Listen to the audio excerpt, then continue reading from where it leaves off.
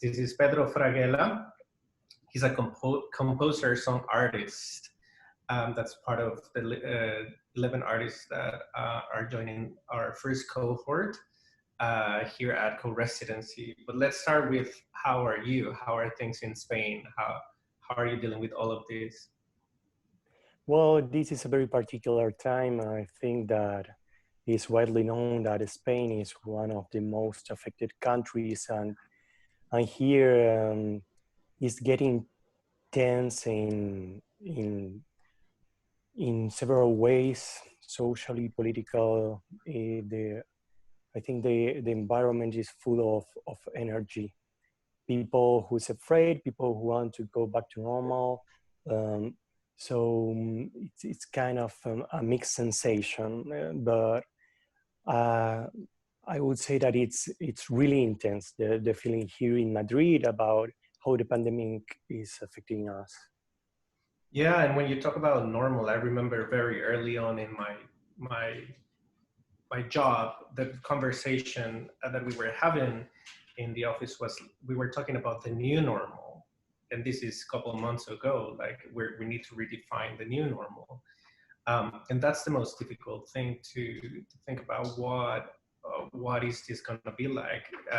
I think this week I had my first in-person conversation meeting with someone, and you know, there's all this protocol, and I had to put this mask on my forehead that would cover, you know, this plastic thing would cover my whole face, and I would have to adjust my voice. And I'm like, wow, this is how it's going to be for a little while, right? Well, yes, here also the lockdown is getting de-escalated. I don't know if this is the right way to say it in English, but I mean, it's progressively being more flexible, the idea of the lockdown. And people already can go out and meet with friends and reunions of 10 people. And it happened for myself that I went outside.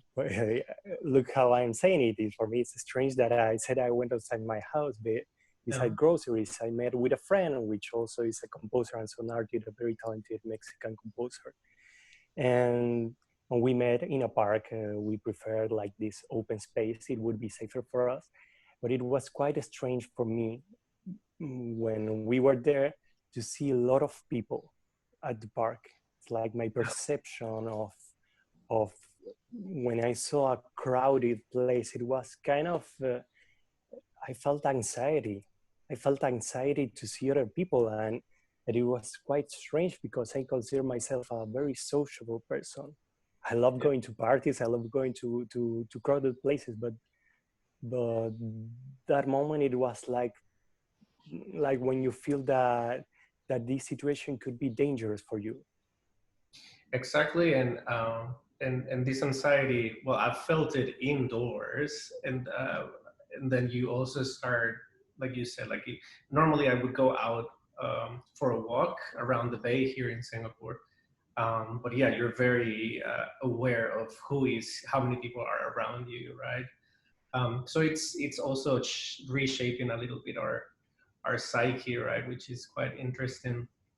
Has music been like a safe harbor during these times? What are you listening to as a musician, composer? What's helping you cope with anxiety?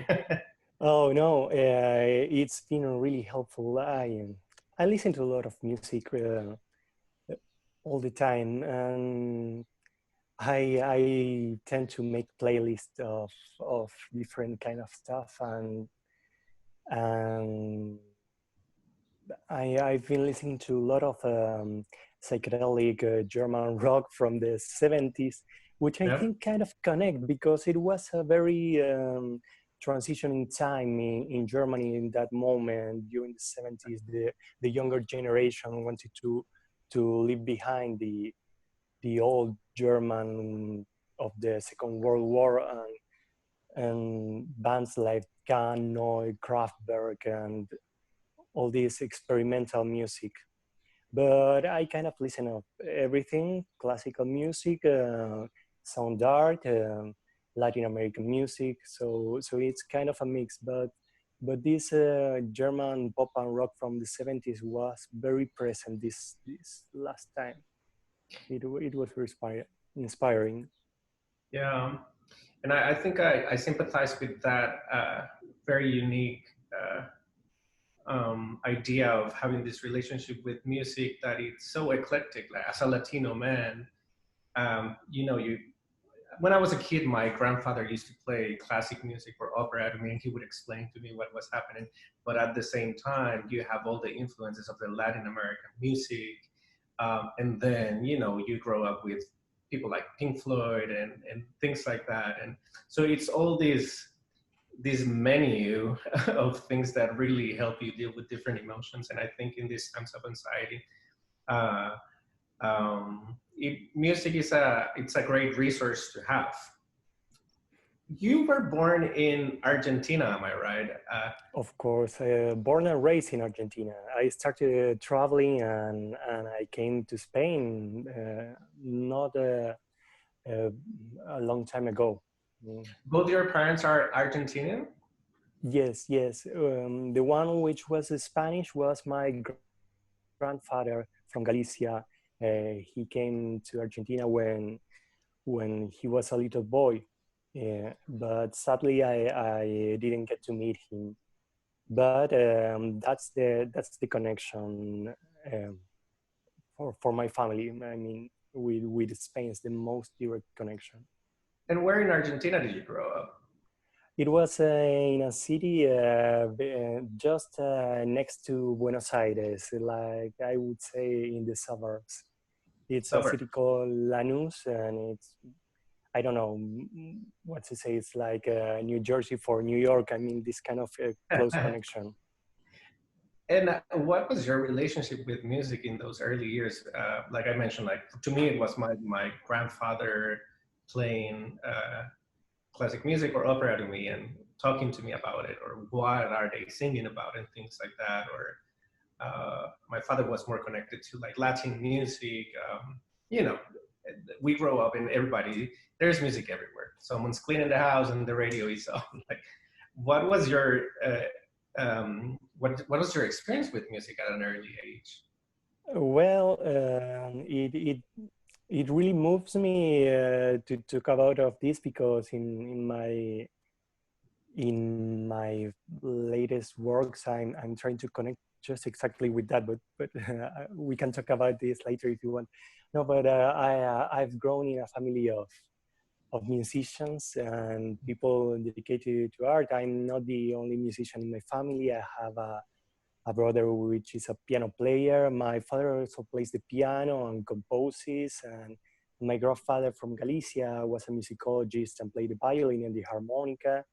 And my sister in her youth used to play the flute, and a sister which was dancer, and a sister which was painter. We are a big family. But yes,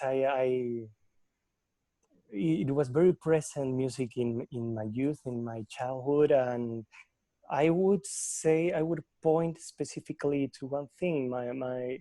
My parents both, my father and my mother used to listen to a lot of music from the Beatles, Argentinian pop and rock music, Joan Manuel Serrat from Spain, and a lot of classical music from the Western European tradition. And I remember one moment, I can't tell exactly the age I was, but I was a little child and my father was listening to the Alexander Nevsky suite by Sergei Prokofiev, the Russian composer. And it was this kind of wide spiritual sensation, like, I don't know, I felt like I was listening to God Yeah, because the sensation struck me in my chest and I couldn't believe what I was hearing. And it yeah. was, I don't know, it's one of the biggest memories. But I've grown in a house with a lot of music from different backgrounds.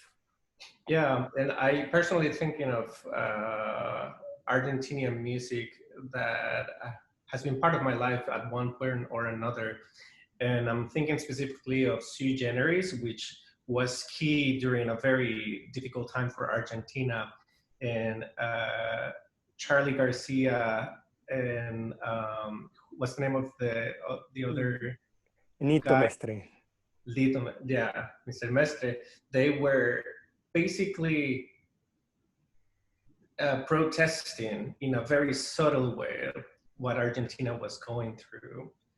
And when you go back and listen to it, it's just quite overwhelming. And I'm thinking of, Shostakovich making music protesting against Stalin, and that's even more shocking to me because he was not using words, and there's record of Stalin feeling uncomfortable during this terrible time in Russia, right? He was just making through music, and people could understand that he was protesting through those sounds, right? He really was able to show what the society was going through, and they understood it, and they supported it, and that's quite that's quite impressive, the power of music, right? Yes, of course. And I think that these two examples that everybody could think are very distant, I feel like they are very close. And I think that sadly, I think it's getting closer to what we are experiencing right now. I mean, we're seeing with the pandemic and a lot of situation in the past few years that the authorities in different countries of the what we would call the free world or the Western world are getting like tougher with the artistic expressions which are around. I mean, even in Spain, in Argentina, in different countries, I think that art is getting annoying again. This kind of art it's protesting and it's getting annoying to the power. So when you went into university, this is in Universidad Nacional de Quilmes in Buenos Aires, Argentina, right? Did you go straight away into composition? Did you always know that's what you wanted, or you started to explore music and then you landed into composition?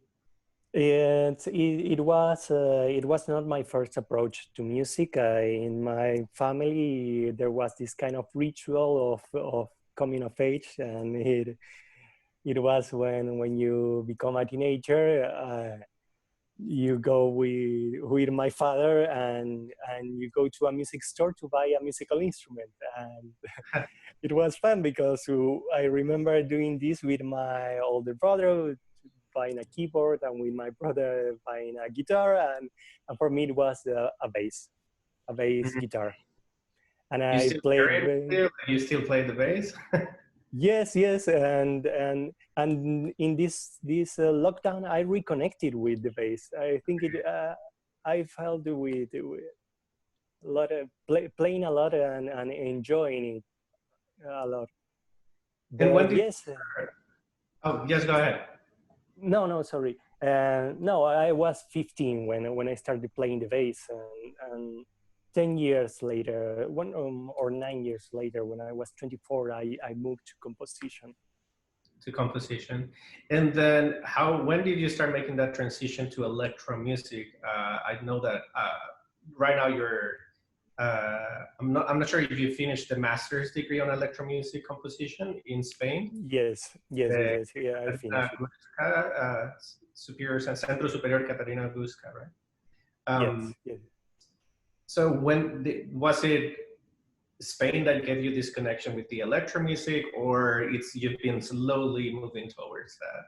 No, in Argentina, the university, the career was oriented to electroacoustic music. I mean, new technologies, and I think it was already since the beginning, because I have these kind of memories when I was a little boy with my brother, playing with audio software, very ancient audio software, but like chopping sounds and putting effects on sounds, completely intuitive and playful, like just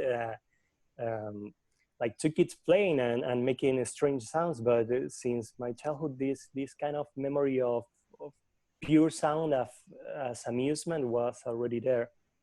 And after playing the bass for several years, and composition is like I shifted to this use of new technologies and programming. But I think my taste for everything that it was kind of new and sounded strange and different was already there. And throughout your career, you've been in numerous workshops, festivals, and you've even experienced with theater. Yes. When it comes to theater, what's copy? Copy is an Argentinian playwright who lived in France, and Copy, it was an amazing experience because I got to work with La Comédie de Caen in France. It's the National Theatre in Normandy, and it was a big production, and it was a big tour through France and Spain, and I love that work. I didn't compose the music for the piece, but I got to be like the régisseur de son. It's the sound stage manager. It was a big production. It was amazing actors and actresses and a really good team. It was an amazing experience. Tell me about your visits to Mexico with Ecos Urbanos and Muslab. Oh, that was a really good experience. I think that in Mexico is the place where they love the most my music, because my pieces got selected for several festivals, but I didn't get to go personally to Mexico. My music traveled, but I couldn't be there. I hope to be there soon. There's a lot of places and people I want to visit there, but those were festivals where my music went there, but not me in the flesh. I love that phrase. I love that phrase. My music traveled there. Yes. Nowadays, I feel like my music travels much more than I do.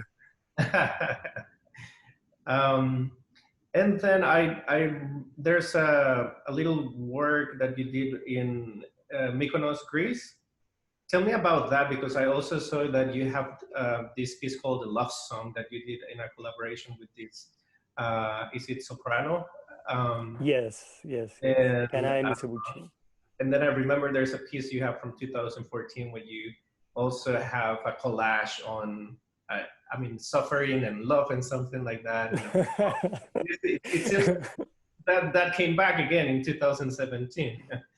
Oh, well, yes. I think that I'm this kind of late romantic composer. But yes, in Mykonos, there's a Greek festival with, it's a small group of independent composers and artists that are working there. I participated twice there, and now I consider them my friends. Dimitri Papageorgiou it's a great composer from Greece, and it was this kind of festival workshop, and I got the chance to work with this amazing soprano. She is Japanese, but at that time was living in France, in Strasbourg, and it was this kind of exercise of feedback, like I come with an idea and she gave me feedback, and it was like this two-way proposal. I love working that way. Yeah. And it was fun because at the end I wrote the piece in just one afternoon. It was like I sit there seeing the sun and the landscape, and all the phrases in that short piece came like naturally.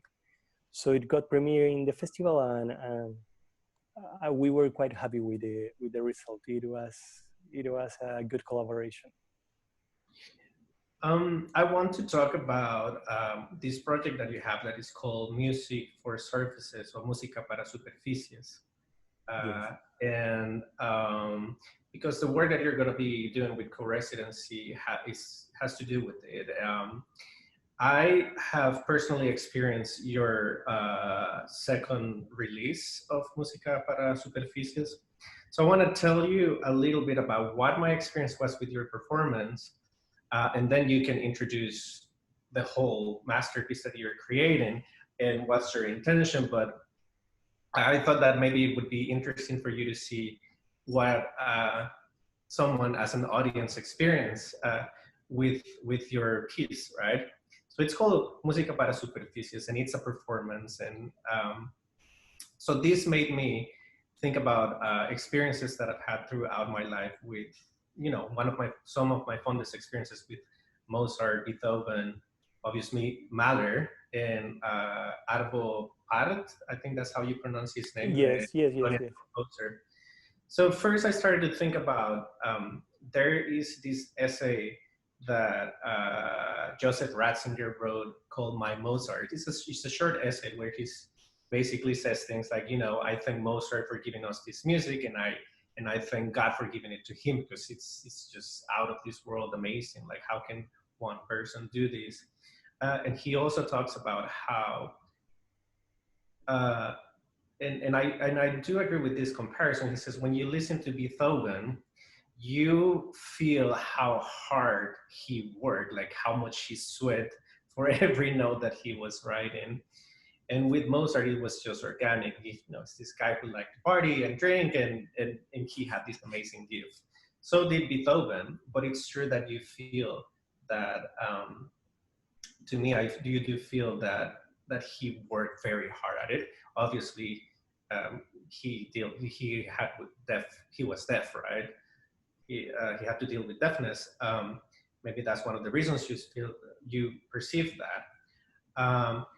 But also one of my favorite compositions by Mozart is the Coronation Mass. And there was a point in my life when I was introduced to the Coronation Mass. And obviously, if you grow up in Latin America in a Catholic context, and you know the ritual of Mass, and then you see it interpreted by Mozart, it's just mind-blowing every time you listen to it. When you listen to the Creed by Mozart, also it's in the Coronation Mass, it's this very overwhelming experience. And at the same time, during this time, I was introduced to Arvo Pärt, which is an Yes. Estonian composer. And he has a series called Credo, also like the Creed. And it was very evident to me how with Mozart, you know, you have all of these instruments playing together in harmony, creating this beautiful Renaissance piece. But when you listen to Arvo Pärt, which is also beautiful, you actually listen, you know, you can almost separate everything. You can listen to the choir, you can listen to the piano, you can listen to the violins, the strings. You can separate everything, right? Both are beautiful, but I think that's the early on in life, that's when I was like, oh, this is evidence of the world they were living in. It was just so different, right? And then the two other points that I wanted to make is first, every time that I have to do a very difficult piece of work or write something, I listen to the Ninth Symphony. And the reason I do that, it's because visually and emotionally to me, when you listen to the Ninth Symphony, throughout the piece, throughout the different movements, you see that Beethoven starts giving you little pieces of the final movement, right? Like he starts giving you hints of where he's going with all of this. But to me, visually, it feels like he has this complex thread of like a ball of thread that it's mingled all through, you know, you cannot separate it. And when you, throughout the Ninth Symphony, you feel like he's like trying to separate it. And when you listen to the final movement, to me, it's almost like he just tosses it up in the air and then it comes down and it's all just one thread. And I think you kind of know where I'm going with your performance with this, because then I also, one of my favorite pieces is the Mahler's Fifth Symphony, particularly the fourth movement, because to me that is life. You know, when you're going through something difficult, or when I think when anybody who is in a, I don't know, in a hospital bed dying, if you listen to that, it's almost like it's saying, you know what, it's difficult sometimes, but it is beautiful. It is beautiful. And I think that's what I feel every time I listen to specifically that fourth movement of Mahler. So you made me think of all of that with. I feel successful. So to those who haven't seen it, you're the interesting thing is that you're, you know, it's a performance. You have you sit on the stage with your computer, and then you have electronic music playing, and then you're sitting there with a, you know, a piece of thread like the one I described, and you're capturing the sound of it with the music playing in the background, little by little, right? And then at some point you start playing with Mahler's Fifth Symphony, specifically the fourth movement, and so it was like you were you were putting together these two worlds, and then to me the visual of that thread at the end of the piece being completely loosened and relaxed, and it made me connect with all of these things that I mentioned to you. So tell me about what are música para superficies? What's music for surfaces? How many pieces have you done so far? How is the work that you're going to do for co-residency mixed with this? Well,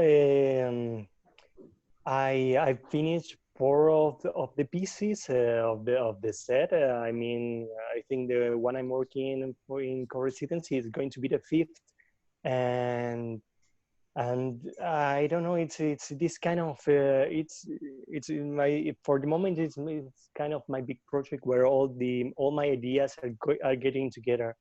And in one hand is the idea of getting a stage piece that is not only music, and it's meant to be seen live. There are video recordings of the other pieces, but I don't think they get to capture full of the essence, because it's meant to see live with the body in front of you, and the objects being experimented in front of the audience. And on one hand, the idea of the set of música para superficies, music for surfaces, is the idea of simply contact. Developing pieces about contact with my hands, contact with my body, and just through one small gesture, just one small idea, develop a whole piece. The one that you were describing, it was simply me pulling a thread, and I thought that was a very simple image, but it was immensely powerful. Yeah. Because it doesn't express anything, but at the same time, it's hugely symbolic. A thread means life, a thread means the facts, a thread means our history, a thread means our emotion. It means none of them, but it means all together. And on the other hand, one thing that I've been working through music for surfaces, it's this idea of rebuilding my own memory. And this is what I was telling before when you asked me for my childhood, and because there's not only Mahler in Música para Superficies 2, the second piece. There's also Wagner, the Prelude of Lohengrin, and I said, on one hand, I want to put on stage things that move me, things that I feel that are immensely powerful, but I want for people to see them with other lens. These are context pieces. I put something that is widely known, but I try to put it in other context so we can relate to them in some other kind of way, or see that on one hand, to see some kind of humanity in them or contrast in them, because we tend to think of these pieces like this kind of big monolithic monuments that are untouchable and perfect, and I want to get closer to them, And and that's I a want. beautiful contrast when you do that, and when you do that contrast between Mahler and Wagner. It's basically, to me, saying, you know, life is difficult sometimes. Life can be extremely dark. Thinking about Wagner, and then about what that Mahler piece makes me also feel. It's like saying, but we can get through it. We can get to the other end bigger and better, right? That's what this was saying to me. It was a very powerful piece. So it's it's great to hear that that's what you were going for when you created it. It's beautiful. Yes, and on the other hand, one thing that I want to explore with this set of pieces, and especially using other people's music, is I think with the contemporary time, the real contemporary time. I mean, 21st century and life Mm-hmm. after the internet. We are living in the digital era. We are the meme generation. We are the generation that takes a picture, modifies, and put it again online with Mm-hmm. completely with no authorship, in a completely anonymous way. And and this should be part of the art world too. I mean,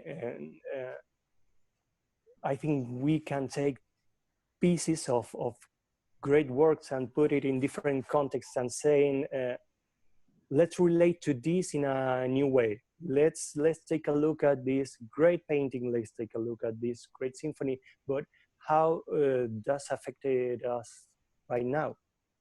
And I was quite happy with the piece that you are mentioning, because uh, I felt that everybody in the audience has had something to say, like you were describing your experience with the thread and the Ninth Symphony, and everybody who saw the piece live came to me after the show and saying, "Oh, I thought of that," or "That brought me memory." Or, I don't know the piece that sounds, but made me think of. So that's the interesting point of using music that is universally known, because Mm-hmm. maybe a lot of people don't know that is for the Adagietto of Mahler, but have listened a tiny bit in a movie or in a commercial or in. Exactly. Yeah. So if you could summarize the four pieces that you've created so far. I know that you're dealing with movement, you're dealing with touch, you're dealing with memory, you're dealing with sound. Is it that you deal with one of these topics separately? Like maybe the first release was about movement, the second is about touch. Can you just summarize what the four are so far? And what's the fifth gonna be like? How many are gonna be there? I don't know how many are gonna be there, and I hope that 100 or more. But if I would have to reveal to the audience what I feel it is about, Mm-hmm. but it's not what the audience is going to see. But for me and what I experience, for me it's exploring my own tenderness and my own emotions. I mean, it's a very personal set of pieces. That's why I use music, that it was part of my childhood. Yeah. But at the same time, mm, I don't know if it's going to be the same focus on everybody, but I feel like there is one direction going on that is like I tend to focus more on the object, and now I'm focusing more on the body. I mean, the body. I want the body to be present, and it, these are very plain, simple ideas But my statement here is that plain and simple can be really powerful.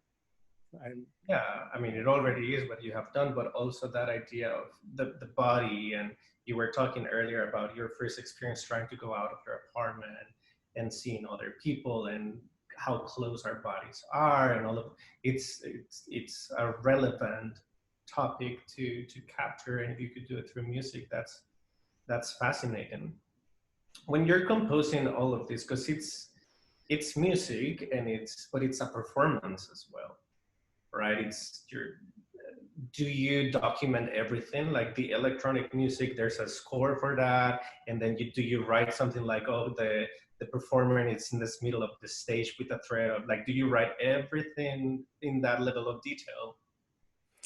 No, not that way. And I think that one of the most important part of the performatic side is that there's this kind of score, which are durations, the sections of the piece. Like in this part, when I do the movement, there's going to be this kind of sound going on, but in the next part, the result is going to be different. But besides that, I have the freedom to improvise. There's a big improvisation part on this set of pieces, because I want the movement to be fresh, and that's the important part of being captured live. It's not a choreography. Everything you hear is conditioned by the movement. So the idea is like the piece can breathe. Great. Well, I really can't wait to see what the next piece is going to be like. Um, and I'm very happy that I could tell you what my experience was and that you actually validated it. You're like, oh yeah, I was kind of going for that. It was just a delight to see it, and I saw it on a YouTube video. For those who want to see it, just type Pedro Fraguela Música para Superficies 2. We'll probably put the name on the link so that people can also look at it and see what it tells them, right? Pedro, thank you very much for taking the time to have this conversation. Thank you for being here with us. Thank you for being part of this cohort. No, thank you, Eric. It's an amazing experience be with you, being part of cohort 1 of co-residency. It's an honor. We'll talk to you soon.